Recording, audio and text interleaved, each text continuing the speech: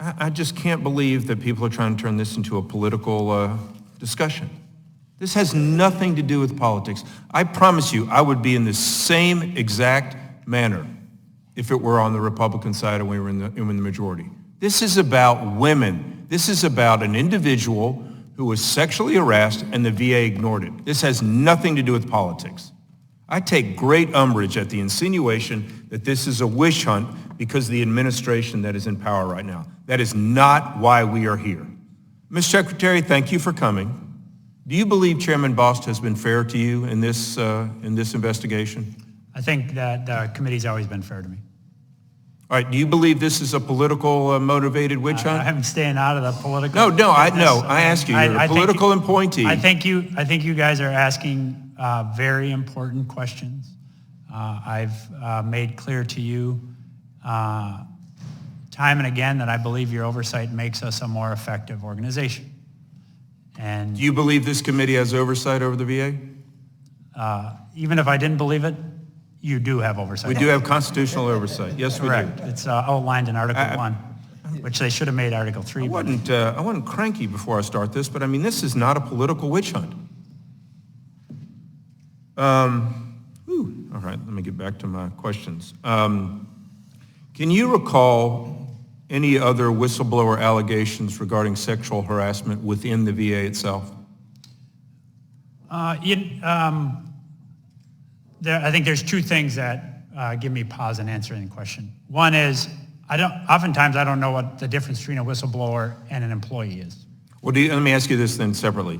Do you have a recollection, a direct recollection, of any employees ever making sexual harassment complaints at the VA against other employees? I think I remember IG reports on such activity.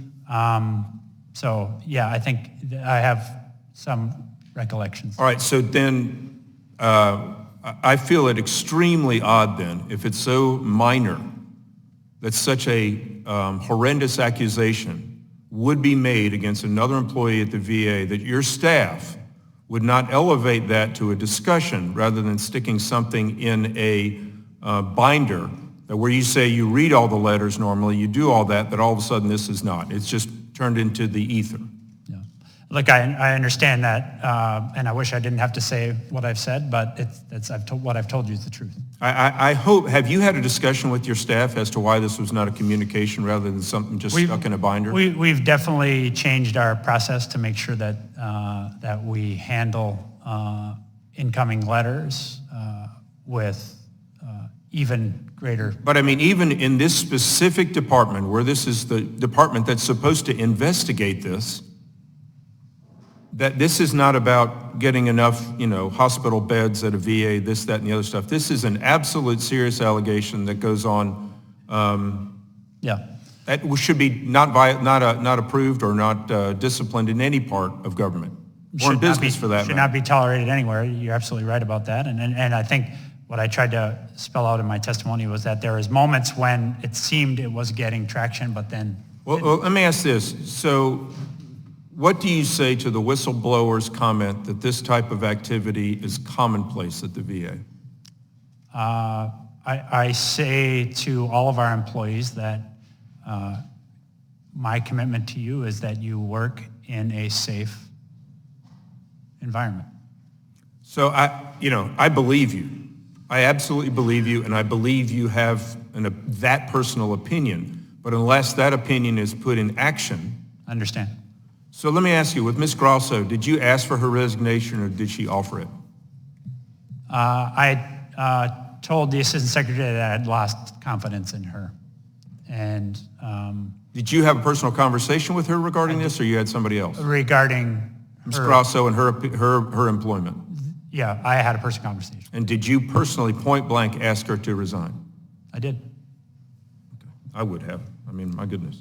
And so when we talk about a soft landing, what is a soft landing? I don't know that I use the word soft landing. I'm not sure. As I said, I thought that was in an email. I don't know that I use that language. So. Anyway, I get it. If somebody's getting service, I get this. I'm not trying to come down. I'm coming down on the action, not the person. Yeah. And if she's done service to the VA, yeah. But you know what? We all are captains of all our ships.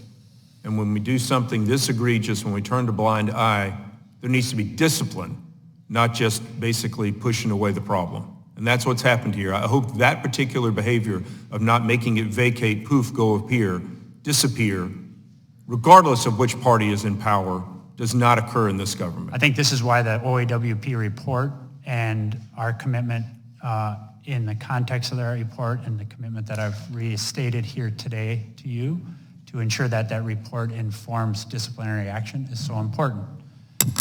I'm over my time. Thank you, Mr. Chairman. Thank you.